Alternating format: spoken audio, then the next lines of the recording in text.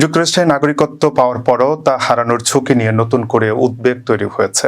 Trump প্রশাসন naturalisation বা নাগরিকত্ব বাতিলের অভিযান আরও জোরদার করেছে। প্রশাসনের দাবি, প্রতারণা, তথ্য গোপন, ভুয়া পরিচয় ব্যবহার, গুরুতর অপরাধ বা সন্ত্রাসী কর্মকাণ্ডে জড়িত থেকে যারা মার্কিন নাগরিকত্ব পেয়েছেন তাদের বিরুদ্ধে আইনি ব্যবস্থা নেওয়াই এই উদ্যোগের লক্ষ্য।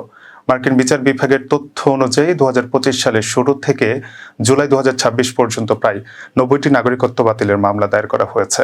অক্টোবরের মধ্যে অন্তত 250টি মামলা করার লক্ষ্য নির্ধারণ করা হয়েছে, যা সাম্প্রতিক ইতিহাসের সর্বোচ্চ।